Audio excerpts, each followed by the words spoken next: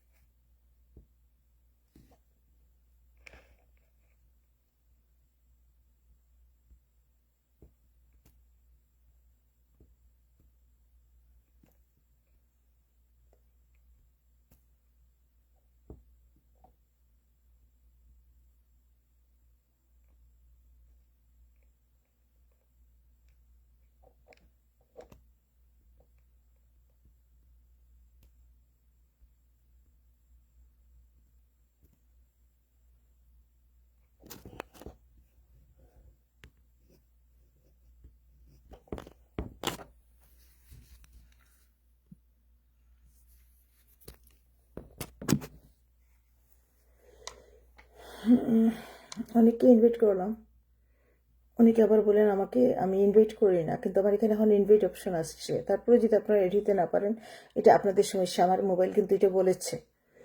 তো যাই হোক, কাউকে পাচ্ছি না। সাউন্ডটা তো ঠিক আছে, স্লো কানেকশন আবার দেখাচ্ছে কেন? ওয়াইফাই আমি লাইভ করছি, স্লো কানেকশন হবে কেন?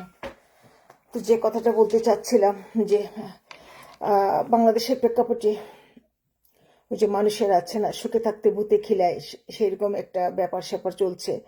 18 মাসের যে অপশাসন, দুঃশাসন, জুলুম, নির্যাতন, শিক্ষকদের গলায় জুতার মালা, মুক্তিযোদ্ধার গলায় জুতার মালা, শিক্ষকদের চাকরি নেওয়া, সচিবালয়ে আগুন, বঙ্গবন্ধুর মাথায় প্রস্রাব করা, এত কিছু পর মানুষ কি করে যে বেঁচে আছে, এগুলা সবাই মানে এই বুটটুকু সবার নাই, হবে না। কারণ কি জানেন, এটা গভীর বুধের একটা ব্যাপার থাকে, একটা মন থাকে গভীর বুধের, সেই বুধ থেকে আমি কষ্ট পাই। আর সবচেয়ে বড় কথা, আপনারা আমার রাইটিংস, আমার লেখাগুলা, আমার পোয়েমগুলা শুনলেই তো বুঝতে পারবেন যে কতটুকু গভীরতা থেকে আমি চেষ্টা করি। জাস্ট আমি একটা ছোট্ট একটা মানুষ, আমি চেষ্টা করি যে কতটুকু গভীরতা থেকে আমি আমার কথাগুলা বের করে নিয়ে আসতে, আমি চেষ্টা অন্তত পক্ষে করি। আমার কি আউটপুট আছে বলেন তো? কিন্তু কোনো আউটপুট নাই। রবীন্দ্রনাথ লিখে গিয়েছিলেন, সারা পৃথিবীর মানুষ, পৃথিবী যতদিন থাকবে রবীন্দ্রনাথকে মনে রাখবে। 1913 সালে তিনি নোবেল পুরস্কার পেয়েছিলেন।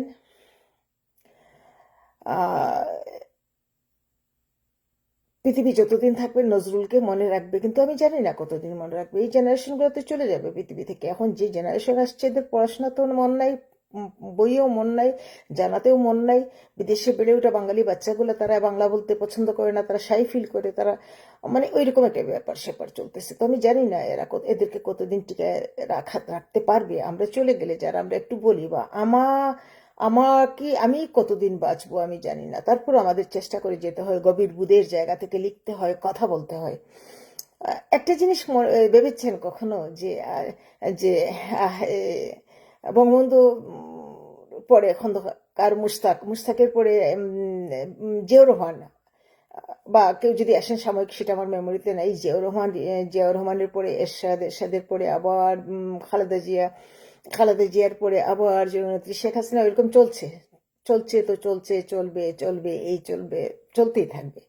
কিন্তু একটা জিনিস মনে রেখেছেন আপনারা, বাংলাদেশে ইমার্জেন্সি ট্যাকেলের আরেকটা নাম ছিল কিন্তু শেখ হাসিনা। ইমার্জেন্সি ট্যাকেল যাকে বলে, ইমার্জেন্সি যে কোনো সিচুয়েশন, এই করোনাকালীন ভ্যাকসিন থেকে শুরু করে একটা গার্মেন্টস দোষ হয়েছে, আপনি সমস্ত কিছু, কোনো প্রত্যেকটা ইমার্জেন্সি ট্যাকেল যিনি দিতে পেরেছিলেন। আর শেষ মুহূর্তে যিনি দিতে পারেন নাই, আমি বলবো না যে শেষ মুহূর্তে তার এই যে পলিটিশিয়ানের কাজ পলিটিক্স করা, একজন পলিটিশিয়ান জনগণের পালস বুঝে, একজন পলিটিশিয়ান জনগণের কাছে যায়, মানুষ কি চায় সেটা। আর সবচেয়ে বড় যেটা সমস্যাটা হয়েছিল যে এই যে এই যে চলচ্চিত্র থেকে ধরে নিয়ে আসা, নাট্য জগৎ থেকে ধরে নিয়ে আসা, খেলার মাঠ থেকে ধরে নিয়ে আসা ইমেজ, যাকে বলে ক্রেজ কাজে লাগানো। কিন্তু এদেরকে আমি আমি আমি কিন্তু কোনো দিক দিয়েই কোনো কিছু ছোট করে ভাবি না। যেহেতু আমার একটা গভীর একটা অনুভূতির জায়গা থাকে, আর আনতে পারবেন আপনি, কিন্তু বাংলাদেশের প্রেক্ষাপটে আপনি আনতে পারবেন না।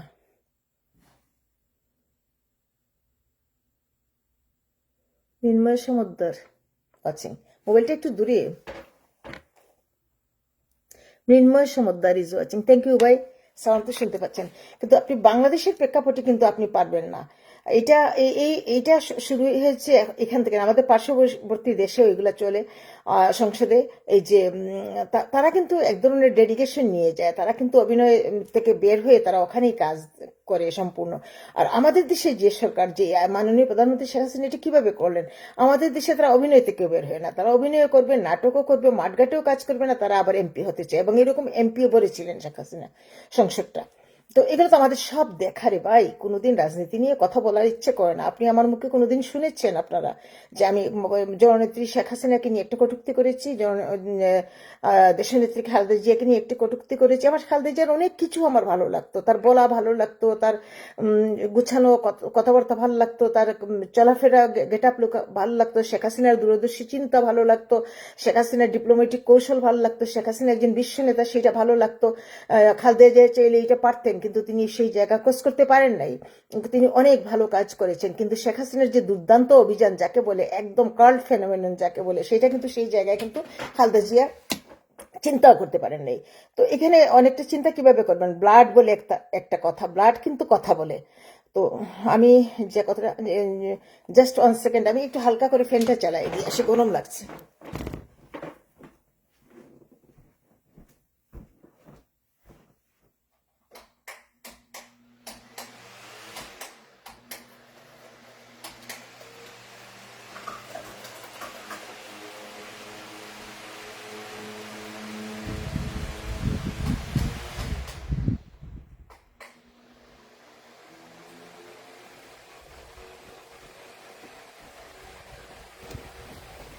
হ্যাঁ, একটু ফ্যানটা চালাই দিলাম, হ্যাঁ, গরম লাগছে।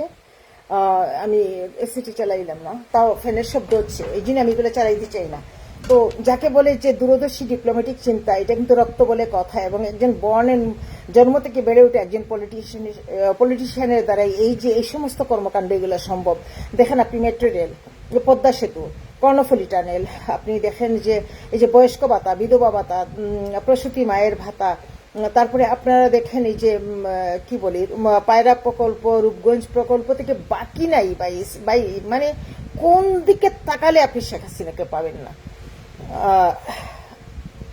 টিচারদের বেতন বৃদ্ধি, সমস্ত কিছু। কিন্তু যে জিনিসটা ভুল করেছিলেন, যে ওই যে কেন একটা শিক্ষকদের বেতন বৃদ্ধির পরেও কেন শিক্ষকরা হাজার হাজার লক্ষ লক্ষ টাকা প্রতি মাসে কেন ক্লাসে পাঠদান করবে না? কেন ওরা যে এই যে মূল্যবোধের, মনস্তাত্ত্বিক জায়গায় মূল্যবোধের জায়গা তৈরি করতে ব্যর্থ করেছিলেন?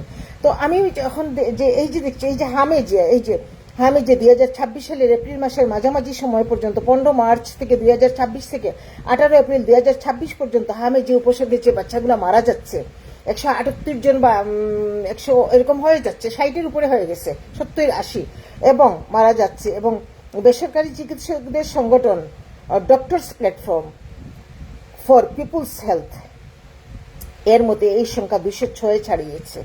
এই যে হামে বাচ্চাদের সংখ্যা 206 ছাড়িয়েছে। আক্রান্ত বাচ্চা হইল 2,800 জন, এবং হাসপাতালে 14,522 জন। এই জিনিসটা আমি নেট থেকে নিয়েছি। তো ছাড়িয়েছে।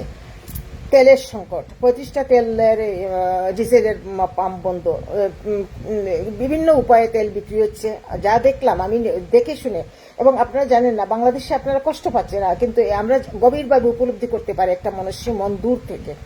তেলের সংকট, ডিজেলের হাহাকার, মানুষের তেল নাই। কিন্তু এখন শুনছি ইন্ডিয়া থেকে যে তেল আসছে, সেটা শেখ হাসিনাকে যখন একদম তাকে বুলিং করে তাকে শেষ করা হয়েছিল, সেই যে উনি যে পাইপ বসায় গিয়েছিলেন, সেই পাইপ দিয়ে তেল আনা হচ্ছে। তো ওই যে বললাম, বারবার মনে রাখবেন, একটা ইমার্জেন্সি টেকেলের নাম শেখ হাসিনা, দূরদর্শিতার নাম শেখ হাসিনা। আপনি শেখ হাসিনার যে কোন দিকটা এখন পর্যন্ত শেখ হাসিনার খাদ্য গুদামে মজুদ করা। তো আমি শুনেন, সময় বলে দে, কার কপালে কি আছে, আমি ভাগ্যে খুব বিশ্বাস করি হয়তো এরকম একটা মানে একটা ক্রাইসিস মোমেন্ট জীবনে তার আসবে। তিনি তিনি তিনি যে দূরদর্শিতা নিয়ে, যে ভালোবাসা, যে উদারতা নিয়ে তিনি চিন্তা চেতনা এবং যে দেখেন প্রজন্ম বুঝ দিতে পারে নাই, কিন্তু আরেকটা জিনিস পাশাপাশি এটা ভেবেছেন কখনো, প্রজন্ম পর প্রজন্ম বুঝ দিতে পারে নাই, কিন্তু একটা দেশকে এগিয়ে নিয়ে যেতে গেলে কিছুটা তো দেশের মানুষকে স্যাক্রিফাইস করতে হবে।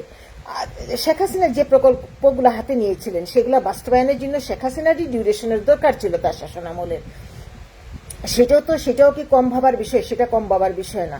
তো যেখানে যেতাম আজকে, ওই যে আমি এই যে মুখ খুলিনি, আমি দু এক জায়গায় বলছি, গড়ে বাইরে ভাই 10টা বছর যাবত আমি শুধু মানুষের সাথে ঝগড়া করেছি ভাই। কেন বলবেন? আমি লাইভ করতাম বাংলাদেশে, আমি লেখালেখি করি, আমি কলাম লিখি ভাই, পলিটিক্সকে আমি কম বুঝি। শুধু মানুষকে শুধু বলতাম যে শেখ হাসিনা চলে গেলে কি হবে, শেখ হাসিনার বিকল্প কে, শেখ হাসিনা যদি চলে যায়, শেখ হাসিনা ভালো না, সে চলে যাবে, সে চলে গেলে হবেটা কি, কি হবে, কে হাল ধরবে? আপনারা তো এনেছিলেন লরিয়েটকে আনার পর কি হলো? লরিয়েট একটা ওই যে পোড়ামাটির অনুর্বর ভূমি, একটা ফার্টাইল ল্যান্ডকে একটা মানে একটা তছনছ করে দিয়েছে ভাই, ধ্বংস করে দিয়েছে। অনুর্বর ভূমি যাকে বলে, পুরা ভূমি যাকে বলে, একটা পুরা ভূমি বানালো ভাই 18 মাস। আপনারা কি শান্তিতে আছেন? হ্যাঁ, শান্তিতে আছে। সুখে আছে যারা, সুখে থাক তারা, সুখেরই বসন্ত, সুখে হোক সারা। যাদের টাকা আছে, যাদের বাড়ি আছে, যাদের গাড়ি আছে, যাদের ইনকাম আছে, গড়বাড়া থেকে আসছে, তারা খেয়ে বাঁচতে পারতেছে। আর আর কত মানুষ যে মারা যাচ্ছে, কত রিক্সাওয়ালা মারা যাচ্ছে, কত মানুষ যে অর্ধাহারে অনাহারে মারা যাচ্ছে, তিলে তিলে মেয়েরা মরছে, কত মানুষের জীবন যাচ্ছে এই দেশে। ভাই আমি আমি মানে আমি ভাবতে পারি না, সত্যি বলতে কি আমি ভাবতে পারি না। তো যাই হোক, আমি এই যে বলছিলাম যে ইমার্জেন্সি ট্যাকেলের এই জায়গাগুলা, তো রবীন্দ্রনাথ 1913 সালে নোবেল প্রাইজ পেয়েছিলেন। আর কাউকে দেখছেন আমি দেখি, রবীন্দ্রনাথ 1913 সালে নোবেল প্রাইজ পেয়েছিলেন। আর প্রথম বিশ্বযুদ্ধের পরে যে যে ওয়েস্টল্যান্ড কবিতা লিখেছিলেন টিএস এলিয়ট ওয়েস্টল্যান্ড কবিতাটা লিখেছিলেন। এবং আমার মনে হয় যেন আমি বলতেই বসেছিলাম সেদিন, আমার এক স্যার আমাকে, যারা পড়াতেন ইউনিভার্সিটি, আমার এক স্যার আমাকে বলছেন, কল্যাণী তোমার কোন একটা লিখা ওই রকম একটা, আমার একটা লিখা, আমি তো অনেক সময় কলাম টলাম ফেসবুকে লিখি, তো ওই রকম একটা মানে ক্রাইসিসটা উঠেছে। তো আমি বলি, স্যার হ্যাঁ স্যার, আমি তো বলি কি তুমি ওটা আবার পড়ো। তা আবার পড়ে দেখলাম যে বর্তমানে যে প্রথম বিশ্বযুদ্ধের পরে যে 434 পৃষ্ঠার যে কবিতা টিএস এলিয়টের, যে সেই যে তার বর্ণনা 5টা প্যারাগ্রাফের যে কবিতা, বর্তমান বাংলাদেশ হুবহু সেই রকম, যেখানে প্রাণ নাই, নীতি নাই, নৈতিকতা নাই, ডিটারমিনেশন নাই, তোমার রেস্টলেস ভাব থেকে শুরু করে কত কিছু, যেমন তোমার ফিজিক্যাল মেন্টাল কোনো কোনো কোনো পিস নাই। তারপরে আপনার তোমার হেলদি কোনো খাওয়া নাই। তারপরে হলো তোমার এই যে যেটাকে মানুষের যেটা বলে যে মানুষের যে ফিজিক্যালি মানুষ বেঁচে আছে, টিএস এলিয়ট এই কথাটাই তার কবিতায় বলেছিলেন যে ফিজিক্যালি মানুষ বেঁচে থাকে কিন্তু মানুষের স্পিরিচুয়াল যে মৃত্যু হয়, সেরকম একটা বাংলাদেশ এখন চলছে। তো ওই যে যারা চেয়েছিল এনজিও সরকার, যারা চেয়েছিল একটা ব্লাডি রক্তচুষা একটাকে এনে দেশটাকে, যারা, এবং জানেন আপনি, আমাকে ভারতবর্ষের অনেক বন্ধু বান্ধব তারা আমাকে বলতো যে আমরা যে কেন বাংলাদেশ ছেড়ে আসলাম, বাংলাদেশের দিকে তাকালে আমাদের হিংসা হয়। আমি বলতাম কেন, বলে কি উন্নতির এত শীর্ষ শিখরে চলে গিয়েছে বাংলাদেশ, আমাদের হিংসা হয়। তো লাইভে কাউকে দেখতে পাচ্ছি না, খুব একটা মিনিময় ছাড়া আপনারা সবাই দেখে নেবেন। তো বলতো যে বাংলাদেশকে দেখলে হিংসা হয়। আমি বলতাম যে কেন, বলে কি এত উন্নতির শিখরে চলে গিয়েছে। তো আসলে ওই যে বাংলাদেশের কপালের এই সাইডে একটা কালো টিপ পরানো উচিত। বাংলাদেশের প্রতি মানুষের নজর লেগেছে। মানুষের এখন ওই যে দেখেন, মানুষের কোনো রিলায়েন্স নাই, কোনো রেস্টলেস মেন্টালিটি, ডিটারমিনেশন নাই।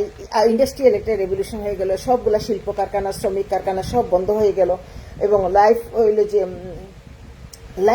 লাইফলেস মডার্নিটি যাকে বলে আমাদের এখন বাংলাদেশের মানুষের। ওই যে প্রথম বিশ্বযুদ্ধের পর ইংল্যান্ডের যে অবস্থা ছিল, পুরাভূমি, এবং এইখানে যে সংস্কৃত থেকে, ল্যাটিন থেকে, ফ্রান্স থেকে, জার্মানি থেকে, গ্রিক থেকে সমস্ত বিষয় তিনি এনে 434 লাইনের একটা কবিতা দাও, ওয়েস্টল্যান্ড, যে পুরাভূমি যেটা বা অনুর্বর ভূমি যেটা এখন বাংলাদেশকে, এই যে কবি সাহিত্যিকরা যে দিকপাল, ওরা যে ত্রিনয়নী, ওরা যে লিখে যান যুগের জন্য কালের জন্য, যুগে যুগে কালে কালে এদের লিখা। তো এরকমই কবিরা তো গভীর অনুভূতি থেকে লিখে, যে দেখেন 1922 সালের যে লেখা কবিতা, সেটা আজকে বাংলাদেশের প্রত্যেকটা পয়েন্টসে আপনি মিলান, আপনি পাবেন। এবং আমাদের আর কিছু করার নাই। আমাদের যখন সেনাবাহিনী যখন চেয়ে চেয়ে দেখতো, তখন আমি আমাদের একটা ফ্রেন্ড বলতাম যে আহারে, সেনাপ্রধানের জন্য মায়াও লাগে, ও কি কিছু বুঝে না? তো আমার বান্ধবী বলছে, জানিস ও আমাদের জুনিয়র হবে। প্রধানমন্ত্রীর জন্য আমাদের এখন মায়াও লাগে, যে সবচেয়ে বাংলাদেশের জুনিয়র প্রধানমন্ত্রী তারেক রহমান, মাননীয় প্রধানমন্ত্রী, মায়াও লাগে। আর উইকেট বারবার ফেলছেন কেন মাননীয় প্রধানমন্ত্রী? আপনি একবার বললেন বাসানির জন্ম নিয়ে কন্ট্রোভার্সি, এখন আবার আপনি বলতেছেন বাংলাদেশের প্রত্যেকটা মানুষ তো মাননীয় প্রধানমন্ত্রী, বাংলাদেশের প্রত্যেকটা মানুষ তো এখন এখন আর খাওয়ার টেবিলে বৈষয়িক আড্ডা হয় না, এলিটদের ঘরের খাওয়ার টেবিলে বৈষয়িক আড্ডা হয় না। আগে খাওয়ার টেবিলে হইতো বিশ্বের আড্ডা, এলিট সম্ভ্রান্তদের ঘরে, ওরা রেডিও পেপার সব কিছু সংগ্রহ করতো। আর এখন বিশ্বের আড্ডাটা হয় ওই জুপড়ির চায়ের দোকানে পথে ঘাটে, সব মানুষ বসে বিশ্বের কথা বলে। মানুষ জানে এখন কোনটা ইউনিভার্সিটি, কোনটা স্কুল, কোনটা কলেজ। প্রাথমিক বিদ্যালয় কোনোদিন বিশ্ববিদ্যালয় হয় না। এটা আপনি একটা ঘরের একটা হোমমেটকে আপনি জিজ্ঞেস করেন, সেও বলতে পারবে। প্রত্যেকটা মানুষের হাতে এখন মোবাইল, নেট, ইন্টারনেট। মাননীয় প্রধানমন্ত্রী, আপনি এমন কোনো কথা বলিয়েন না, মায়াও লাগে। আমাদের সমসাময়িক আপনি, আমাদের হয়তো আগ বা পিছ একটু হবেন, সুন্দর করে টেবিলে বসে থাকেন, হাত চাপড়ান, হোয়াইট শুভ্র ড্রেস পরে আসেন, really appreciating your movement, but you have to develop little bit, I think. তো যাই হোক, আপনি আর কিন্তু বলে রিপিট ফেলিয়েন না। আমরা কিন্তু অনেক, আপনাকে কিন্তু মুক্তিযুদ্ধের পক্ষের শক্তি, আপনাদের শক্তিও, বাট যদি একটু কন্ট্রোভার্সি আছে, কিন্তু আমরা কিন্তু মুক্তিযুদ্ধের একদম সিলমারা পক্ষের শক্তি। আমি যে পলিটিক্স করি তা কিন্তু না, কিন্তু আপনাকে কিন্তু ভোট দিয়েছে কিন্তু অনেক অনেক অনেক অনেক আওয়ামী লীগ, সব কিছু ম্যান্ডেট নিয়ে আপনি আজকে সংসদে আপনি প্রধানমন্ত্রী হয়ে দায়িত্ব পালন করছেন। তো আপনি আর ভুলে উইকেট ফেলিয়েন না। প্রাথমিক বিশ্ববিদ্যালয় আমি বারবার শুনেছি, এটা হয় না। তো এই যে বললাম যে সোসাইটিটা পরে গিয়েছে রেপিস্টে, দর্শকে, কোনো মেয়েকে শান্তিতে থাকতে দিচ্ছে না, অজস্র মেয়েদের মৃত্যু। তারপরে এই যে আপনাকে আমি বললাম যে একটা এই জায়গাগুলো আমি বলতে চেয়েছিলাম যে প্রেম, প্রীতি, ভালোবাসা পাপে ভরেছে পৃথিবী। এবং এই জিনিসটা কিন্তু এই যে বন্দা পৃথিবী, এই জিনিসটা কিন্তু টিএস এলিয়টের এই যে ওয়েস্টল্যান্ডেও আছে, বন্দা পৃথিবী না, আমাদের দেশটা হয়ে গেছে বন্দা দেশ। বন্দা দেশ তো বুঝে নেই, এটা বাইবেলেও আছে কিন্তু বন্দা পৃথিবী, এবং টিএস এলিয়টও এই রেফারেন্সটা নিয়েছেন। এখন দেখেন এই যে টিএস এলিয়টের এই যে ওয়েস্টল্যান্ড, পুরাভূমির ল্যান্ডটা, এটা কিন্তু হুবহু বাংলাদেশের সাথে মিলে যায়। বাংলাদেশ একটা বন্দাভূমি হয়ে যাচ্ছে, বন্দাভূমি। মানুষগুলো বেঁচে থেকে স্পিরিচুয়াল ডেথ যাকে বলে, সেই জায়গাটা, এটা শুধু আমি কেন জানি না, আমার মনে হয় যে এটা ক্রনিক হয়ে গেছে অল ওভার দ্য ওয়ার্ল্ড। তো এটা এই যে এখন যে দেখেন পশ্চিমবঙ্গে একটা নির্বাচন, কি কাদা ছুড়াছুড়ি। তো আমারও মনে হয় যে মানুষের নৈতিকতার একদম মানুষের নৈতিকতার স্পিরিচুয়াল ডেথ হয়ে গেছে। মানুষ কোন রকম বেঁচে আছে।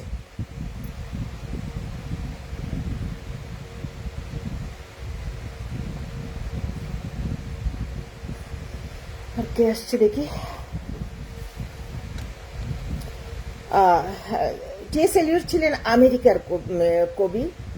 তিনি জন্ম বেড়ে আমেরিকায়, এবং তিনি পরবর্তীতে গিয়ে তিনি ইংল্যান্ডের কবি হলেন, এবং 1948 সালে তিনি নোবেল পুরস্কার পেয়েছিলেন।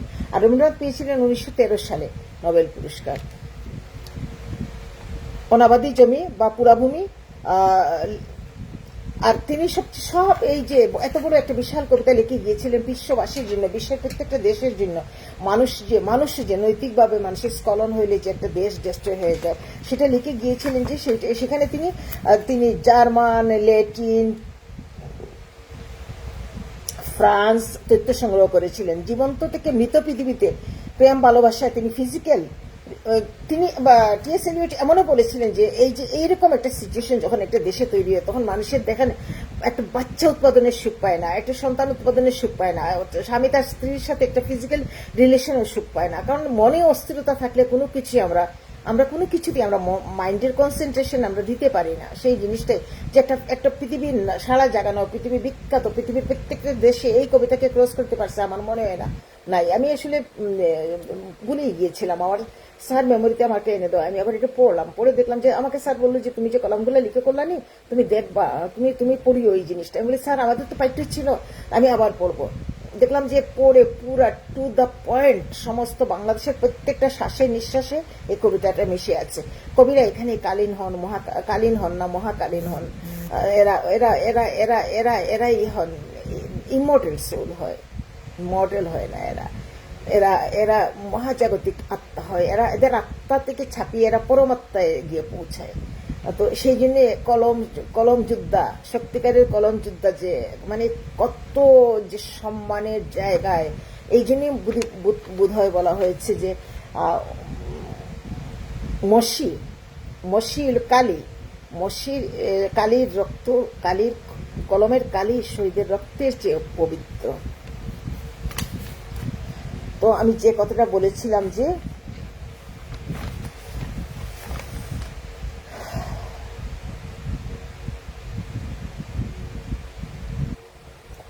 আমরা বাংলাদেশের মানুষের এখন নীতি নৈতিকতা বিবর্জিত করে আমরা অনুর্বর একটা জমিতে আমরা একটা আস্ফালন করছি, আমরা অট্টাস্য করছি, আমরা এই এই যে আমরা যে একটা মেকি আস্ফালন করছি।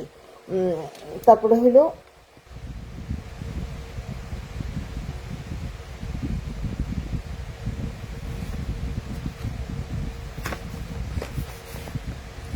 হলো যে এই যে কবি কিন্তু আবার যে তার 432 না 34 লাইনের ইয়েতে এই যে তার এই যে তিনি কত সালে নোবেল পুরস্কার পেয়েছিলেন, 1948 সালে, 1922 সালে তিনি এই কবিতাটা লিখেছিলেন। তো আমি যে কথাটা বলতে চাচ্ছি যে তিনি কিন্তু আবার সবকিছুর পরে ওই যে কেন বললাম সেনাবাহিনীর কথা, এখন কিন্তু দেখেন দেশে সরকারের পাশাপাশি সেনাবাহিনী আছে, সেনাবাহিনী কিন্তু বারাকে ফিরে যাওয়ার কথা, কিন্তু সেনাবাহিনী বারাকে ফিরে যাচ্ছে না। সেনাবাহিনী যদি মাঠে থাকে বাংলাদেশে এত অশান্তি কেন রে ভাই? এই যে প্রত্যেকটা পেট্রোল পাম্পে একটা ছেলেকে কালকে দেখলেন গায়ে পেট্রোল ঢেলে দিচ্ছে, ছেলেটা হাউ মাউ করে কাঁদতেছে, ছেলেটার বয়স হার্ডলি 17, 18 কি 19 কি 20 হবে ভাই। কি কষ্ট, মানুষের মন একদম শেষ হয়ে গেছে ভাই, মানুষের মায়া মমতা কিচ্ছু নাই। এগুলো দেখে আমরা এই বয়সে তো কিছু মরে যাব, নিতে পারি না ভাই। এক একটা ফেসবুক হাতে থাকে, মোবাইল হাতে থাকে, এক একটা জিনিস দেখি আর মনে হয় যেন এই যে দেখেন একটা মানুষকে একটা মাজারের একজন ভদ্রলোককে মেরে ফেললো, প্রতিদিন দেখছি একটা কেউ মরছে, কেউ কাউকে মারছে, কেউ সুইসাইড করছে, কোনো বাচ্চা মারা যাচ্ছে, কোনো মেয়ে দর্শিত হচ্ছে, কোনো কুকুরকে মেরে ফেলতেছে, কোনো কুকুরকে জলে ফেলে দিচ্ছে, মানে এত ক্রুয়েল, এই যে ক্রুয়েলিটি আছে কিন্তু এই অনুর্বর ভূমির কবিতাটাতে টি.এস. এলিয়টের ক্রুয়েলিটি আছে, কিন্তু নিষ্ঠুরতা, মানুষের মনকে মেরে ফেলছে। মানুষ মনটাকে গলার মনটাকে গলা টিপে হাত দিয়ে টিপে মেরে ফেলছে, মানুষ রোবটিক মানুষ হয়ে গেছে। সবগুলো এলিমেন্টস দেখেন 1922 সালের একটা কবিতায় সবগুলো এলিমেন্টস আছে, এবং বর্তমান প্রেক্ষাপটে বাংলাদেশের ঠিক সেই রকম একটা ঘটনা, সেই রকম সিচুয়েশন মানুষের। তো এগুলোই বলার ছিল। এবং টি.এস. এলিয়ট সব এই 5টা প্যারাগ্রাফের কবিতা সব শেষে তিনি সংস্কৃত সভ্যতায় ফিরে আসছেন।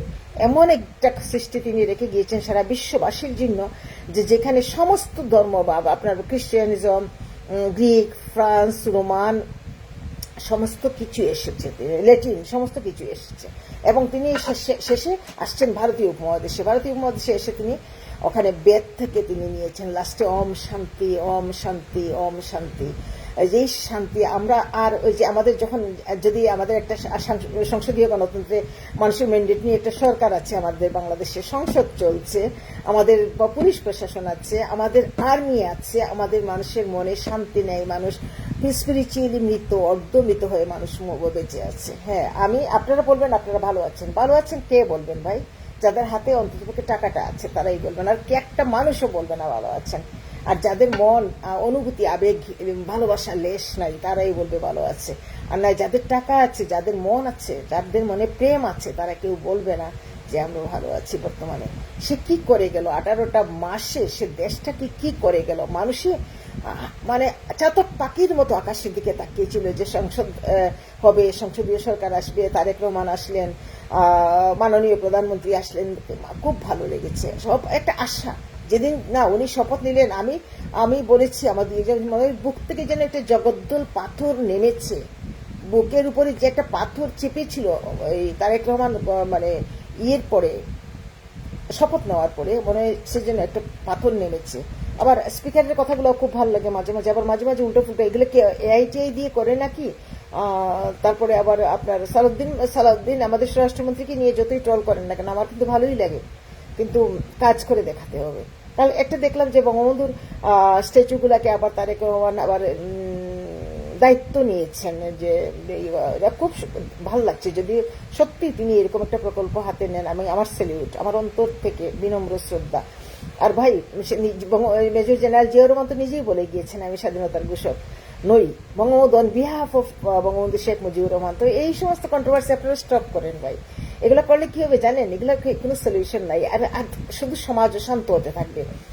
অটোমেটিক্যালি জেনারেশন তাদেরকে শ্রদ্ধা করবে তাদের জায়গায়, যে যার জায়গায় তাকে শ্রদ্ধা দিতেই হবে, না হয়তো জেনারেশনের ব্যর্থতা। আপনারা কেন বুঝেন না? আপনারা আওয়ামী লীগ ওইটা করছে, শেখ হাসিনা ওইটা করছে বলে আপনি ওইটা করবেন কেন রে ভাই? কি দরকার? আপনারা ভালো, এই যে একটা সম্মানের জায়গায় আপনারা আসছেন, যেভাবে আসছেন, কিভাবে আসছেন, এগুলো আমি পলিটিক্স নিয়ে কথা বলতে চাই না। তো আমি যে বলছি, এই যে মাননীয় প্রধানমন্ত্রী তারেক রহমান আপনি আসছেন, এসে যে আপনি যে এই যে জিতলেন এবং সংসদে গেলেন, আপনি এই যে সম্মানের জায়গা, শ্রদ্ধার জায়গাটাতে আমরা শ্রদ্ধা করি, আমরা শ্রদ্ধা করেছি, আমরা শ্রদ্ধা করি, আপনাকে শ্রদ্ধা করি। আপনি সব ঠিকঠাক মতো দেশটা পরিচালনা করতে পারলে কি হবে জানেন? বাংলাদেশের মানুষগুলো অন্তকে শান্তি পাবে। আমরা যারা প্রবাসী, আমরা শান্তি মানে অশান্তি পাই। 24শে জুলাই আমি দেশে ছিলাম, গিয়েছিলাম, কত কাজ ফেলে আসছিলাম, আমি একটা কাজ করতে পারিনি, আমার সব ধ্বংস হয়ে যাচ্ছে, আমার সব শেষ। আমি আমি আমি আর যাইতে পারি নাই, যে আমি যদি কাজ করতে না পারি দেশের অস্থিরতার মধ্যে গিয়েও তো শান্তি পাবো না। আমরা মনটা পড়ে থাকে। পয়লা বৈশাখে আমরা একটু ডিসিলিয়ে যেতে পারি না, এই পয়লা বৈশাখে একটু নিজের মতো করে রান্না করতে পারি না, একটু কিশোরগঞ্জের মিঠামইনের আপনার একটু কাপ্তাই লেকের মাছ আমরা খেতে পারি না, মানে একটু আম খেতে পারছি না, লিচু খেতে পারছি না, একটু মিষ্টি আনারস, ছোটো আনারস, মানে পরানটা দুঃখ দুঃখ করে দেশের জন্য। তো আপনি যদি সব বিতর্কের ঊর্ধ্বে গিয়ে নিজের আপনি আশা করছি আপনি আপনার উদারতার জায়গায় চলে যাবেন। যা করছে, যে যত কিছু বলুক, আপনাকে নিয়ে অনেক কথা অনেকে বলছে, আমি এগুলো শুনতে চাই না। আপনি সবকিছু ফেলে উদারতার প্ল্যাটফর্মে যাবেন, পার্শ্ববর্তী দেশের সাথে সম্পর্ক ভালো রাখবেন, ওদেরকে ছাড়া আপনি চলতে পারবেন না। আপাতত একটা স্থিতিশীল, মাত্র 2 মাস হয়েছে, আমরা 6টা মাস, আপনি চেষ্টা করেন না, চেষ্টা করার পরে সেটা চেষ্টা করেন আপনি। আর আপনি আর ভাই, আপনি 52%, 55%-এর একটা দল, যার হাত দিয়ে দেশ স্বাধীন হয়েছে, যার হাত দিয়ে স্বাধীনতা যুদ্ধ হয়েছে, যে 71-এর 22, 23, 24 বছর আগে যে দল, সেই দল আওয়ামী মুসলিম লীগ ছিল, সেখান থেকে আওয়ামী লীগ হলো, এগুলো তো ইতিহাস সবই মুখস্থ ছিল, এখন তো মেমোরি থেকে আমি সঠিক বলতে পারবো না, ওইদিকে আর যাচ্ছি না। তো যে দলের হাত দিয়ে দেশ স্বাধীন হইল, তখন তো একটাই দল ছিল পুরো বাংলাদেশে, যে দলটা ছিল যে বাংলাদেশ আওয়ামী লীগ। আর সেই দলটা একটাই তো দল ছিল, তখন তো বিএনপি ছিল না। আমাদের তো যে সব মনে আছে, মুক্তিযুদ্ধের আগের 70 সাল পর্যন্ত মনে হয়, কিন্তু 71-এর যুদ্ধের তাণ্ডব তো সব মনে আছে, যে কোথায় কোথায় গেছে আমি অনর্গল বলে দিতে পারি, আমি বলি এইগুলা। আমার মা বলে গেছে, আমি বলি এখানে গেছিলাম না মনে করে, ওখানে গেছিলাম না মনে করে। তো তাহলে বুঝেন, আমার মার এখন 84 বছর, আমি দিদিমাকে দেখেছি, দিদিমার মাকে দেখেছি আমি শুধু না, আমার ভাই, সবার আমাদের মনে আছে, আমাদের মেমোরিটা খুব মনে থাকে। তো যাই হোক, এই এত কথা বললাম। ওই যে টিএস এলিয়টের বেদ থেকে নেওয়া সেই ওয়েস্ট এন্ডের শেষ লাইনগুলা, দেখেন রিলিজিয়ান কাকে বলে, তিনি কিন্তু একজন খ্রিস্টান, তিনি কিন্তু সব সভ্যতাকে ধারণ করে এমন একটা সৃষ্টি রেখে গেছেন, এবং শেষমেশ তিনি ভারতীয় সভ্যতায় ইন্টারেস্টেড হয়েছেন। ওখানে এসে তিনি সার্চ করেছেন, তিনি সবকিছু তার বন্ধু বান্ধবের সাথে ইয়ে করে, তিনি বেদ উপনিষদ পড়ে, তিনি উপনিষদ থেকে সম্ভবত শান্তি শান্তি শান্তি যে লাইনটা, তো সবকিছু উদারতায়, ক্ষমার চেয়ে বড় বিকল্প কিছু নেই, উদারতার চেয়ে বড় বিকল্প কিছু নেই, সৎ উদ্দেশ্যের চেয়ে বড় বিকল্প কিছু নেই। আপনি সৎ উদ্দেশ্যে এগিয়ে যান, আপনি আওয়ামী লীগকে সাথে নিয়ে চলেন। আপনার এই দুইটা দলই তো বাংলাদেশের মানুষের পালসই তো এই দুইটা দল। একটা হলো আওয়ামী লীগ, একদম মুক্তিযুদ্ধের আগ থেকে জন্ম লগ্ন যাদের হাত দিয়ে স্বাধীন হয়েছে, আর স্বাধীনতার পরে বিএনপি। তো এই জেনারেশন যে গত অন্ততপক্ষে আপনাকে বলি আমি 50 বছর, গত 45 বছর, 40 ইয়ার্স জেনারেশন ধরেন, 40 বছরের জেনারেশন কিন্তু দুইটা দলকেই জানে, আওয়ামী লীগ আর বিএনপি। এখন আপনি 17 বছর পরে ভাবতে পেরেছিলেন আপনি বাংলাদেশের প্রধানমন্ত্রী হবেন? আপনি আসলেন, এসে আপনি প্রাইম মিনিস্টার হলেন। এই সুযোগে এত বছর পরেও আপনি যদি এসে উদারতার পরীক্ষায় আপনি উত্তীর্ণ না হতে পারেন, আমি একজন রাইটার, একজন কলামিস্ট, আমার অনেক কলাম পত্রিকায় উঠেছে, আমি কম বুঝি না। আমরা মেয়েরা সব জায়গায় হিউমিলিয়েট করে, আমি এই জন্য কাউকে খুব একটা পাত্তা দিয়ে চলি না। আমি যেখানে গিয়েছি এই নির্যাতিত পুরুষতন্ত্র থেকে এরা কেমনে চাইছে যে দাবায় রাখবে, যেখানে যাই হাইড করবে, কেউ আমাকে চিনতে দিবে না। শুনেন, আমি কিছু বললে তো সমাজ উপকৃত হবে, আমি কিছু বললে তো জেনারেশন উপকৃত হবে, কিন্তু প্রত্যেকটা জায়গায় আমাকে হাইড করার প্রবণতা। সেই জন্য আমি বলি যে আপনি সব কিছুকে আপনি নিচে ফেলে আপনি উদারতার দিকে এগিয়ে যান, আপনার ক্যাবিনেটকে নিয়ে উদারতার দিকে এগিয়ে যান। মনে রাখবেন, একটার পর একটা ইমার্জেন্সি ক্রাইসিস সৃষ্টি হবে, আপনাকে ট্যাকেল দিতে হবে। কার মতো? সেই যে বলেন স্বৈরাচার পালিয়ে গিয়েছে, স্বৈরাচার পালিয়ে যায় নাই, তাকে যেতে বাধ্য করা হয়েছে। তাকে 3 বাহিনী দাঁড়ায় থেকে তাকে কিভাবে ওই ভিতরের খবর আমি জানি না, আমি দেখিনি। তাকে 3 বাহিনী দাঁড়ায় থেকে তাকে ফ্লাইটে তুলে সেফ এক্সিট। ভারতবর্ষ তাকে যে সম্মান দিয়েছে সেই দিন,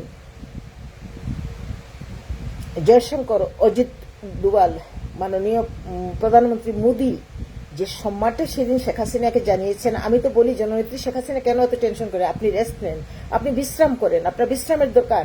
মানুষের বুদ্ধোদয় হোক, মানুষ বুঝুক। আজকে মেট্রো রেল, পদ্মা সেতু, শেখ হাসিনা খারাপ, সব খারাপ। মেট্রো রেল তো খারাপ হয় না, পদ্মা সেতু তো খারাপ হয় না, বাংলা রেডিও বেতার তো খারাপ হয় না, টেলিভিশন ভবন তো খারাপ হয় না, পায়রা প্রকল্প তো খারাপ হয় না, তারপরে আপনার রূপগঞ্জ, তারপরে ওই যে কি কতগুলো প্রকল্প আছে সমুদ্রের মাঝখানে, তারপরে এই যে আপনার কর্ণফুলী টানেল, কোনো কিছুই রেল লাইন, এই যে ব্রডগেজ রেল লাইন, কোনো কিছুই তো খারাপ হয় না। মজুদ খাওয়া, শেখ হাসিনার চালের অবস্থা তো এখন খারাপ হয় না, কারো ডায়রিয়া হয় না পেটে। তো শুনেন, ইমার্জেন্সি টেকেলের আরেকটা নাম জননেত্রী শেখ হাসিনা। জননেত্রী শেখ হাসিনা সবকিছু মনে রাখবেন। জননেত্রী শেখ হাসিনা আর খালেদা জিয়া যত কথাবার্তা সঙ্গ, আপনি এগুলাকে রিকল করবেন কেন? আপনি করবেন না। শেখ হাসিনা যদি ভুল করেন আপনি ক্ষমা করে দেন, খালেদা জিয়া যদি ভুল করেন আপনি সন্তান হিসেবে ক্ষমা করে দেন। আপনি কিন্তু দুজনেরই সন্তান, একজন পেটে ধরেছেন, একজন আপনার সমসাময়িক মা। তো আপনার উদারতা দিয়ে আপনি যদি ওভারকাম না করেন, মাননীয় প্রধানমন্ত্রী তারেক রহমান, আপনার কপালে কিন্তু অনেক দুঃখ আছে, অনেক দুঃখ আছে। আপনি শুধু বসে বসে মিটিমিটি হাসলে হবে না, আপনাকে শক্ত হাতে হাল ধরতে হবে। 17 বছর আপনার উত্তরণ, যদিও অনেক উত্তরণ হওয়ার দরকার ছিল আপনার মন থেকে, কথা সবকিছুতে, কিন্তু উত্তরণ যদি নাও হয়, এখন থেকে আপনি উত্তরণ হইতে মানুষের বেশি দিন লাগে না, 1 সপ্তাহ প্র্যাকটিস করলেই হয়। 1 সপ্তাহ 1 মাস প্র্যাকটিস করলে অনেক স্কিল ডেভেলপ হয়ে যায়। আপনি নিজকে ডেভেলপ করেন, এটাই বলার ছিল। আপনি ডেভেলপ করেন নিজকে, স্কিল ডেভেলপ করেন, আপনার নলেজ ডেভেলপ করেন, আপনার মেন্টাল জিনিসটা ডেভেলপ করেন। হ্যাঁ, অনেকে আমি আলসি, অনেকে অলসতা থেকে অনেকে, আর এটা তো খুব যে কাম্য ছিল যে খুব তাড়াতাড়ি আপনি বুঝে ফেলছিলেন যে আপনি আসবেন, প্রধানমন্ত্রী হবেন, এটাও তো আপনার মেমোরিতে ছিল না হয়তোবা।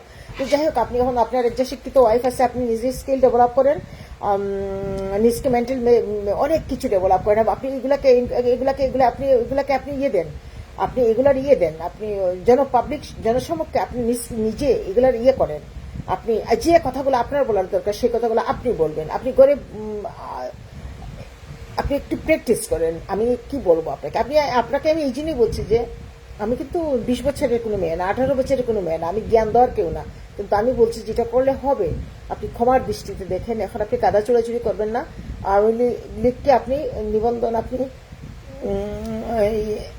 যে বাতিল যেটা, এটা আপনি প্রত্যাহার করেন, করার বিবেচনায় আনেন। আমি আশা করছি আপনি সব, আমরা এত বিপর্যয়ের পরে আমরা ওই স্বাভাবিক রাজনীতির দিকে আমরা ফিরে যাই, যেটাতে দেখেন এখন মাননীয় প্রধানমন্ত্রী শেখ হাসিনা, যতই আমরা বলি উনি আসবেন, হাল ধরবেন, ওনার কোন টাকা পড়ছে বাংলাদেশে এসে হাল ধরার? উনি কেন কষ্ট পাচ্ছে? ওনার তো কষ্ট পাওয়ার কোনো কারণ নাই। ওনার বাবা দিয়েছে, জীবন দিয়েছে, ফ্যামিলি দিয়েছে। এই ভদ্রমহিলা যে এতটুকু করেছে বাংলাদেশের জন্য, সেটাই তো অনেক বেশি। তার একটা ভাঙ্গা মন নিয়ে, রক্তাক্ত মন নিয়ে, হৃদয়ে রক্তক্ষরণ নিয়ে, মগজের রক্তক্ষরণ নিয়ে, ছোট্ট 9 বছরের ভাইয়ের মুখ দেখতে পারে নাই, 2টা ভাইয়ের মুখ দেখতে পারে নাই, তার ভাইয়ের বউ, নববিবাহিত ভাইয়ের বউ মা, এই করুণ মৃত্যুর পরে কোনো মানুষ পৃথিবীতে সুস্থ থাকে, এতদিন বেঁচে থাকে, সে বেঁচে আছে কেন? সে একটা কিছু ভালো করবে, কার জন্য? বাংলাদেশের মানুষের জন্য। আর অকৃতজ্ঞ বেঈমান বাংলাদেশের মানুষ। আপনি কি মনে করেন 5 আগস্টে এখন সবাই ভদ্র হয়ে গেছে, সেফ সাইডে চলে গেছে?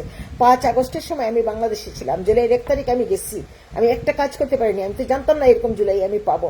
আমাকে 10-50 জন হাত ধরে টানছে, চলো চলো আন্দোলনে চলো। আমি বলছি তোমরা যাও, আমি যাব না। কারণ আমি 10 বছর আগ থেকে আমি লড়াই করতেছি যে শেখ হাসিনা চলে গেলে কি হবে, শেখ হাসিনা চলে গেলে কি হবে, শেখ হাসিনা চলে গেলে কি হবে। ঠিক আছে, শেখ হাসিনা খারাপ, বেশি বুঝিও না, বেশি কথা বলিও না। হ্যাঁ, শেখ হাসিনা একদিন মারা যাবেন। তিনি যদি তার অল্টারনেট তৈরি করতে না পারেন, সেটা তার ব্যর্থতা। তখন তখন ওই পুরা ভূমি হয়ে যাক, অনুর্বর ভূমি হয়ে যাক বাংলাদেশে। কিন্তু এখন তো শেখ হাসিনা আছেন, কিন্তু শেখ হাসিনা এসে আবার এই অকৃতজ্ঞ মানুষের পাশে দাঁড়াবেন। মাননীয় প্রধানমন্ত্রী শেখ হাসিনা, সাবেক প্রধানমন্ত্রী, কেনই বা এত কষ্ট পাচ্ছেন? আপনি রেস্ট করে নেন, বিশ্রাম নেন। এই জাতিকে একটু বুঝতে দেওয়া হোক, এই জাতি বুঝুক, এই অকৃতজ্ঞ বেঈমান জাতি বুঝুক যে ইমার্জেন্সি টেকেলের আরেকটা নাম শেখ হাসিনা। ইমার্জেন্সি মানুষের মনের একটা পিসের নাম শেখ হাসিনা, মানুষের মনের মানে ভরসার নাম শেখ হাসিনা, মানুষের মেন্টাল শান্তির নাম শেখ হাসিনা, মানুষকে মায়া করার নাম শেখ হাসিনা, মানুষকে ভালোবাসার আরেক নাম শেখ হাসিনা। মানুষ গিয়ে হ্যাঁ, অনেকে গিয়েছে, অনেকে নির্ভরতা পায়নি, অনেক সদুত্তর পায়নি, অনেকের অনেক কন্ট্রোভার্সি আছে, অনেক কমপ্লেন আছে। বাট এখন মানুষ হাড়ে হাড়ে বুঝতেছে শেখ হাসিনাকে। আমি কিন্তু কোনোদিন শেখ হাসিনার বিরুদ্ধে কোনো বাজে কথা বলি নাই। আমি কিন্তু পাবেন না কোথাও, হয়তো একবার দিব একটা না ওইটা। আমি খালেদা জিয়াকে নিয়ে একটা কথাও কোনোদিন বলিনি। আমি শহীদ প্রেসিডেন্ট জিয়াউর রহমানকে নিয়ে একটা কথাও কোনোদিন বলিনি। আমি এরশাদকে নিয়েও খুব একটা কথা বলি নাই। আমি চাইলে অনেক কথা বলতে পারতাম, আমি বলি না। আমার মুখের ভাষা আমি খারাপ করতে পারি না, কিন্তু এখন মনে হচ্ছে যে না, কিছু বলতে হবে। সেই বলা থেকে আজকে এই বয়সে সেই বলা থেকে বলছি। আমার লাইফটা আমি জানি, আমার লাইফটা সবাই দেখবে। আমি ডেসপারেটলি ডেলিভারেটলি বলতেছি, মাননীয় প্রধানমন্ত্রী, আপনি উত্তরণের জন্য নিজকে অন্তরকে সংসদের বাইরেও আপনি হ্যাঁ, আপনি বলবেন যে আমি উপদেশ দেওয়ার কি উত্তর না। আপনাকে নিয়ে যখন আসে মানুষে খুব কষ্ট হয়। প্রাথমিক বিশ্ববিদ্যালয়ে কোনোদিন হয় না, কমন মিস্টেক এটা। আপনি কেন করবেন এটা? বলবেন কেন?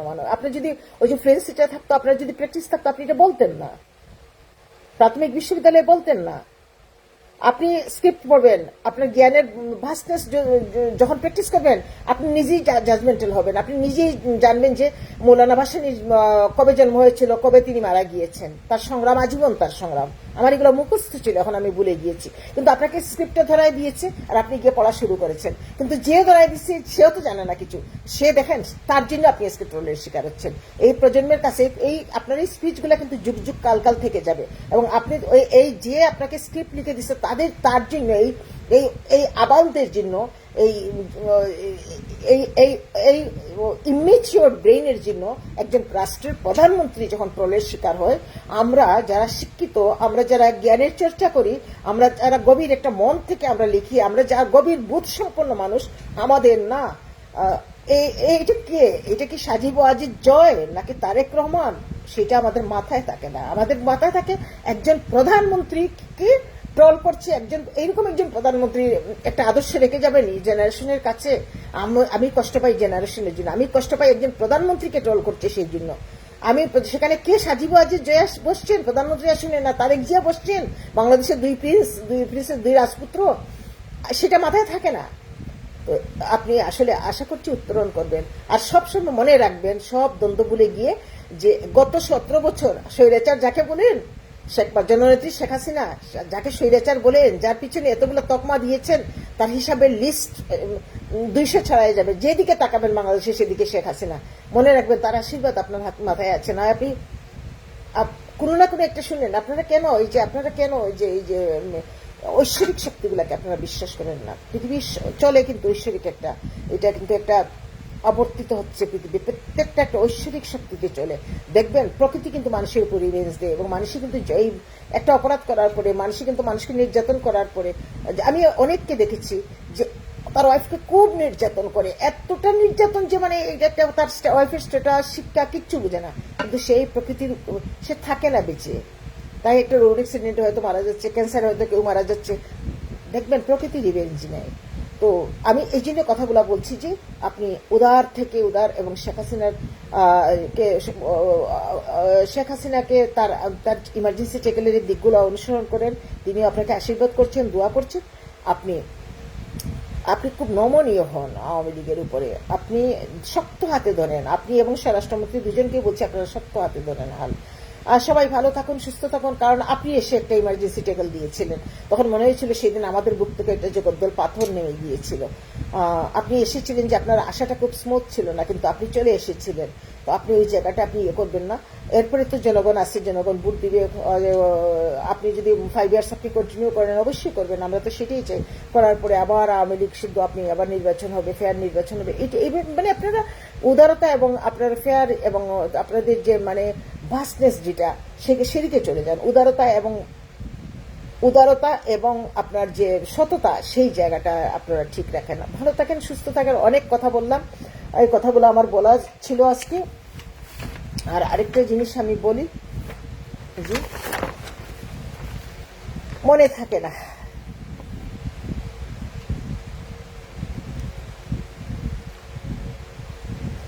এই যে মানুষ যে অশান্ত মন হয়েছে, মানুষ যে নিজেও জানে না কি চায়, সেই জায়গায় আপনারা সামাজিক জায়গাগুলা, বিশেষ করে প্রত্যেকটা জেলায়, থানায় ওসি, প্রশাসনিক কর্মকর্তা, ডিসি জেলায়, তাদেরকে বলবেন যে মানুষের সামাজিক মূল্যবোধের জায়গাগুলো যেন একটু নজর দেয়। সাপোজ আমি আপনাকে একটা কথা বলি, আমি এরকম ভিডিও করি না, আমি একটা কথা বলি আপনাকে, যেমন ডিসি, থানার ওসি যদি আইনে এটা কাবার না দেয়, তারপরও আমরা যেন সোশ্যাল মিডিয়ার কোনোদিন না দেখি যে একটা শ্বশুর একটা ছেলের বুকে বিয়ে করে ফেলছে। আমাদের জেনারেশনকে কোনোদিন যেন দেখতে না হয় বাপ মেয়েকে প্রেগনেন্ট করছে। আমাদের জেনারেশন কোনোদিন যেন দেখতে না হয় যে এই যে মানুষের যে এই যে মেন্টাল যে বিকৃতি, পারভার্সন যাকে বলে, এই জিনিসগুলা কেন, যদি আইনে তার কোনো শাস্তি দেওয়ার ব্যবস্থা না থাকে, কেন একজন থানার ওসিকে ডেকে এনে তাকে বুঝাতে পারছেন না, তুমি যে ব্যক্তি জীবনে যদি কিছু করেও থাকো, তুমি যদি এই সমস্ত করো, তুমি এগুলো সোশ্যাল মিডিয়ায় নিয়ে আসবে না। এই যে আপনার এই যে সমাজের যে বিরুদ্ধাচরণ, প্রকৃতির যে বিরুদ্ধাচরণ, সিস্টেমের যে বিরুদ্ধাচরণের বিরুদ্ধে যে ঘটনাগুলো ওপেন হয়ে গেছে বাংলাদেশে, একেবারেই ওপেন। মাদ্রাসায় বলৎকার হচ্ছে, মাদ্রাসায় একটা ছাত্রী দর্শিত হচ্ছে, শিক্ষক ছাত্রীকে প্রেগনেন্ট করছে, এইসব কি রে ভাই, এগুলা প্রতিদিন চলছে। এটা কি কালচার? এটা কি একজন প্রধানমন্ত্রী, সংসদীয় গণতন্ত্রের একজন ম্যান্ডেট, জনগণের ম্যান্ডেট নিয়ে একজন প্রধানমন্ত্রী আছেন, আর তার শাসনামলে এগুলা একটা প্রতিদিনকার একটা কালচার? আমাদের রবীন্দ্রনাথ ডেস্ট্রয়, নজরুল এখন ছুড়ে ফেলা দেওয়া হয়েছে, রবীন্দ্রনাথকে ছুড়ে ফেলা দেওয়া হয়েছে, সুকান্তকে ছুড়ে ফেলা দেওয়া হয়েছে। আমাদের এখন ঠিকমতো আমাদের সাহিত্যের চর্চা হচ্ছে না। তো এই গ্যাপটা তো ফিল আপ করে ফেলবে এরা।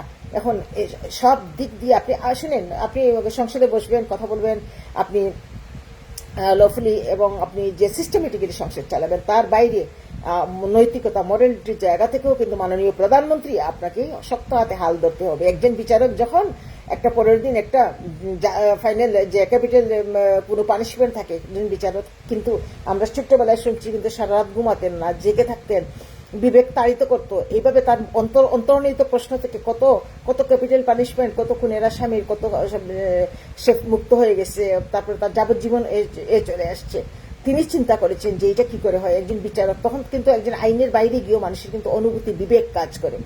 সুতরাং আমার কথা এগুলোই বলার ছিল, এই একটা ভিডিও। এবং কনস্টিটিউশন 72 কনস্টিটিউশন চেঞ্জ করার জন্য যে গ্রুপ, যে 72 কনস্টিটিউশন চেঞ্জ আপনি চান, আমরা চাই, আমরা কেউ চাই না তো, কিন্তু তারা চাই এটা একদম ফেলে দিতে। তো 72 কনস্টিটিউশন 30 লক্ষ শহীদের রক্ত, 2.5 লক্ষ মাবুনের সম্ভ্রম, জাতীয় 4 নেতা, শহীদ মুক্তিযোদ্ধা, বুদ্ধিজীবী, তারপরে বেঁচে থাকা মুক্তিযোদ্ধা, আমরা যারা পথে পথে ঘুরছি, 6-7 বছরের বয়স আমার, মুক্তিযুদ্ধের সময় কুকুরের মতো আমরা বেঁচে আছি, যে এটাও তো বেশি। আমাদের কষ্টের উপরে যে সংবিধান, সেটা সংবিধান পরিবর্তন প্রয়োজনে পরিবর্তন করা যায়, কিন্তু মূল কাঠামো, অরিজিনাল কাঠামো, এটা তো সংবিধানকে তো চেঞ্জ করা যায় না। তো সেখানে আমার কিছু কথা বলার ছিল। সবাই ভালো থাকুন, সুস্থ থাকুন। মনে রাখবেন, আপনারা সকলেই মনে রাখবেন, মাননীয় প্রধানমন্ত্রী জননেত্রী শেখ হাসিনার জন্য আপনারা প্রার্থনা করেন। ইমার্জেন্সি টেকেলের আরেকটা নাম জননেত্রী শেখ হাসিনা। আজকে লাইভকে আমি জননেত্রী শেখ হাসিনাকে ডেডিকেট করলাম। মাননীয় প্রধানমন্ত্রী, আমার প্রণাম, আমার শ্রদ্ধা, আমার ভালোবাসা। মাননীয় জননেত্রী শেখ হাসিনা, আমরা আপনাকে মিস করছি, দেশের মানুষ আপনাকে মিস করছে, কিন্তু মাননীয় প্রধানমন্ত্রী আপনি ডিপ্রেশনে যাবেন না, আপনি হতাশ হবেন না। আপনি যখন দেখি পত্রপত্রিকায় আপনি হতাশ, খুব কষ্ট হয়। আপনি কেন হতাশ হবেন? আপনি অনেক দিয়েছেন, আপনার বাবা এই দেশের মানুষের জন্য অনেক করেছে, অনেক দিয়েছেন। আপনি একটু অপেক্ষা করেন, আপনি সুস্থ থাকেন, আপনি বিশ্রামের প্রয়োজন। আপনি এই সেদিন দেখেছি আপনি কোনোদিন একটু ভাত খেতে পারেন নাই, গরম জিনিস আপনি খেতে পারেন নাই, চা খেতে পারেন নাই, কফি খেতে পারেন নাই, তো আপনি কেন হতাশ হবেন? একজন শেখ হাসিনা পৃথিবী থেকে চলে গেলে একটা কাল মহাকালের সমাপ্তি মাননীয় প্রধানমন্ত্রী, আপনি একটা বঙ্গবন্ধু, একটা ইতিহাসের সমাপ্তি। আপনি সুস্থ থাকুন, নিরোগ থাকুন মাননীয় প্রধানমন্ত্রী। আপনি আপনার জায়গা যে কোথায় আপনি নিজেও জানেন না। জননেত্রী শেখ হাসিনা, আপনার জায়গা যে কোথায় আপনি নিজেও জানেন না।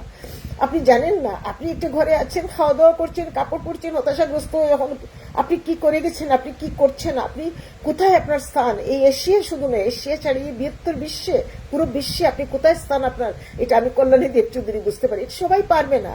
আজকাল মানুষ এগুলো পারে না। মানুষ আনন্দ নিয়ে, ফুর্তি নিয়ে, শাড়ি নিয়ে, জুয়েলারি নিয়ে, চুড়ি নিয়ে, নাচা নিয়ে, গানা নিয়ে, খানা নিয়ে পুরুষ মহিলা ব্যস্ত। মানুষের এগুলো ভাবার সময় নেই মাননীয় প্রধানমন্ত্রী। খানা নিয়ে ব্যস্ত, কাপড় নিয়ে ব্যস্ত, জুয়েলারি নিয়ে ব্যস্ত, নাচতেছে, এইটা উদযাপন করছে। ওদের ওরা ওরা ওরা নিয়ে গেছে আপনার থেকে। আমরা কিচ্ছু নেই, তো এই জন্য আমরা কষ্ট পাই।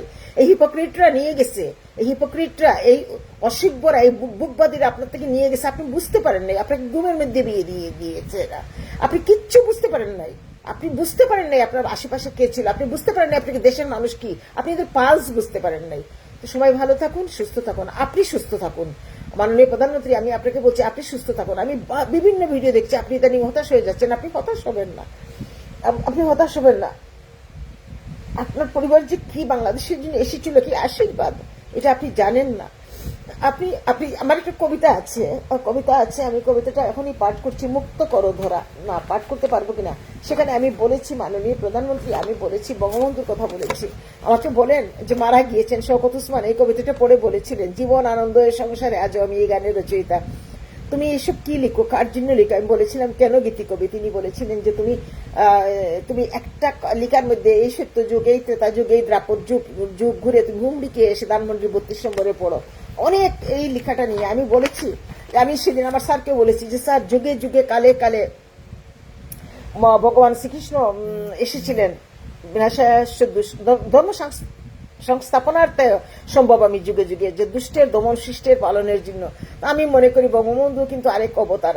এখন অনেক নেতা এসেছেন, শেরে বাংলা ফজলুল হক, সুর দিয়ে বাসানি, সবাই এসেছেন, কিন্তু যে ডেডিকেশন, এই যে নেতৃত্ব, এই যে ইমোশন অ্যাটাচমেন্ট জনগণের, তৃণমূলের সাথে, মাটির মানুষের সাথে, পালসের সাথে, আজকে বঙ্গবন্ধুকে নিয়ে তিনি পালিয়ে গিয়েছেন। 7ই মার্চে তিনি ঘোষণা দেন নাই, তিনি পাকিস্তানে আরামায়েশ করেছিলেন। কত কথা আবালদের মুখে, এরা মনে হয় ঠিক মতো এদের বাপমার নামও লিখতে পারবে না। এই আবালগুলা, এই জানোয়ার গুলা, কত বঙ্গবন্ধুকে এখন বঙ্গবন্ধু প্রত্যেকটা মুহূর্তকে এরা পোস্টমর্টম করতেছে। শেখ হাসিনার তো নাম শুনতে পারে না। শেখ হাসিনার নাম শুনলে গালাগালি করতো। ওই আমি দেশে গেলে আমার আশেপাশে একটা কিছু কি হয়েছে জানেন? এই যে জিনিসটা যদি না হতো, এই যে আপনার এই যে 18 মাস এই একটা রক্তচুষার শাসন যদি না থাকতো, এখন বলে সে আমি কোর্টে কোর্টে গিয়ে নাকি দণ্ডা দিচ্ছে, কোর্টে কোর্টে গিয়ে দণ্ডা নেচে নেচে আসছিল, এখন কোর্টে কোর্টে গিয়ে দণ্ডা দিচ্ছে। আরে ও নোবেল যখন পেয়েছিল 2006 সালে, আমি লিখেছিলাম আমার সেলিম ভাইয়ের পেপার আজাদি চট্টগ্রামের চেরাগে পাহাড়ের মুড়ে, শ্রদ্ধার তিলক এঁকে দিলাম তোমার কপালে, রক্তচন্দনের তিলক, চন্দন নয় রক্তচন্দনের তিলক এঁকে দিলাম তোমার কপালে। আজকে আমি বলছি এই রক্তচুষা এখন নাকি কোর্টে কোর্টে গিয়ে দণ্ডা দেয়। তো দেশটাকে তো শেষ করে দিয়েছে রে, একদম শেষ করে দিয়েছে। একটা সাজানো ফুলের বাগানকে শেষ করে দিয়েছে। তার চেলা চামুন্ডা, তার কতগুলো ফলোয়ার্স ছিল এখানে, এনজিও গ্রাম কতগুলো আছে বাংলাদেশে ভরা, এগুলো বেনিফিশিয়ারি সুবিধাবাদী। এগুলো কি? এগুলো তো লুপ জানে, নিজে খাবে আর বুক করবে। এগুলো দেশের জনগণের পালস বুঝে, কষ্ট বুঝে এরা একটা গরিবের পাশে কোনোদিন যায়? তো আরো আরো আরো সময় বলবে ওই যে প্রকৃতি, আমরা সবাই যদি চুপ থাকি, এক সাইডে চলে যায়, প্রকৃতি তার কথা বলেই চলবে। তো ওই যে মুক্ত করো ধারায় বলেছিলাম যে রেখো নাম ক্ষুদিরাম প্রফুল্ল চাকি, তারপরে বলেছিলাম যে দেবকীর কথা বলেছিলাম, কৃষ্ণের কথা বলে এই লাস্টের লাইনগুলা ছিল যে আমি অনেক সাধনায় প্রিয় সেকেলে বলো, করিতে আঙিনায় ফুটাতে ফুল এ ফুলো বনে, মরতে দিও না কোনো কালে, বেঁচিয়ে রেখো মেরো না আমার খুকারে, ধানমন্ডি 32 নম্বরের কত বারবার, ধানমন্ডি 32 নম্বর, মিনতি মাতঙ্গী মায়ের। মাননীয় প্রধানমন্ত্রী তারেক রহমান, আপনার কাছে আমার এই যে ধানমন্ডি 32 নম্বরের যে মেরেছে বারবার বঙ্গবন্ধুকে, আপনার আমলে অন্তপক্ষে আপনি আর মারবেন না। আর দেশের মানুষ এগুলো নিতে পারছে না। যারা বঙ্গবন্ধুকে ভালোবাসে, মুক্তিযুদ্ধকে ভালোবাসে, যারা একটা পথে চলে, যারা রাজাকার মেন্টালিটি না, যারা হিপোক্রিট না, যারা মানে নোংরা মেন্টালিটির না। এই যে রাজাকার শুধু যুদ্ধের সময় রাজাকার ছিল, এদের ফলোয়ার রাজাকার। এদের কথা যারা বঙ্গবন্ধুকে বিরুদ্ধাচরণ করে, যারা শেখ পরিবারকে বিরুদ্ধাচরণ করে, তার এগুলো সবগুলা মন মানসিকভাবে রাজাকার। তো আপনি এগুলো শক্ত হাতে হাল ধরবেন যে ধানমন্ডির 32 নম্বরের মতো বঙ্গবন্ধুকে বারবার মারবেন না। আপনি স্ট্যাচুগুলাকে ইয়ে করেন। স্ট্যাচু হলে একটা জিনিসের, মূর্তি হলে আরেকটা জিনিস। এটা দেশে থাকা কোনো অপরাধ না। আমরা কিন্তু শুনেন, আমরা চোখ বুঝে বন্ধ করলে আমরা সবাই কিন্তু চলে যাই একেশ্বরবাদে, আর চোখ খোলা রাখলে আমরা কিন্তু মানুষের রক্ত মাংসের ইমোশনের শরীর। মানুষ কিন্তু কালার পছন্দ করে, রং পছন্দ করে। মানুষ তখন এই যে চোখের সামনে যে বঙ্গবন্ধুর মূর্তিটা দেখবে, তার মনে আপনার প্রয়োজন নিলে আপনি বঙ্গবন্ধু, আপনি যদি চান, আপনার যদি মনে করেন আপনার মনের স্যাটিসফ্যাকশন, আপনি জিয়া তো প্রেসিডেন্ট ছিলেন, আপনি প্রধানমন্ত্রী খালেদা জিয়া, আপনার মায়েরটা করেন, সমস্যা কি? কোনো সমস্যা তো নেই। আমি অন্তত একজন মুক্তিযুদ্ধের পক্ষের শক্তি হিসেবে আমার কোনো সমস্যা নেই। তো আপনি এগুলো পেট্রোনাইজ করেন। ভালো থাকুন, সুস্থ থাকুন, আর মনে রাখবেন, আমি বারবার বলছি, ইমার্জেন্সি ট্যাকেলের নাম শেখ হাসিনা। আজকের লাইভটা আমি জননেত্রী শেখ হাসিনাকে ডেডিকেট করলাম। সবাই ভালো থাকুন, সুস্থ থাকুন। অনেক ভালোবাসা। লাইভটা অনেক ছোট করতে চেয়েছিলাম, কিন্তু হয়ে যায় বড়, কথা বলতে গিয়ে বড় হয়ে যায়।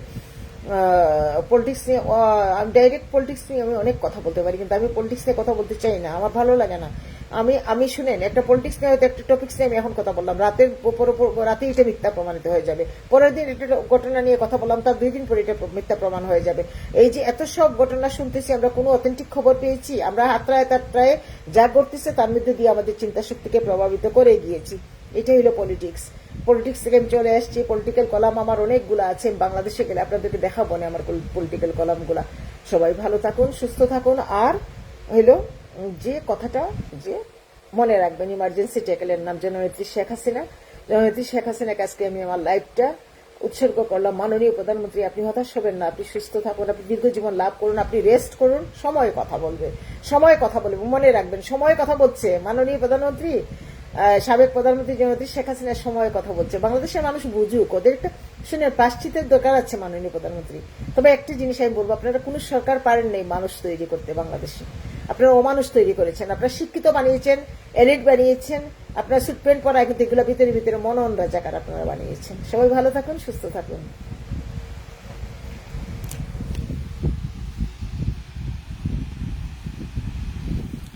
মিনময় সমদ্দার ওয়াচিং, অনেক ধন্যবাদ দাদা। আমি হঠাৎ করে ওই টেবিলে বসি, প্রতিদিন 1 ঘন্টা একটু পড়ার টেবিলে বসি, সেখান থেকে একটা লাইভে চলে আসলাম। অনেক ভালো থাকুন, সুস্থ থাকুন। বারবার স্লো কানেকশন কেন দেখাচ্ছে যায় না, ওই ঘরে বসা অবস্থায় আমি এভাবে লাইভে চলে আসলাম।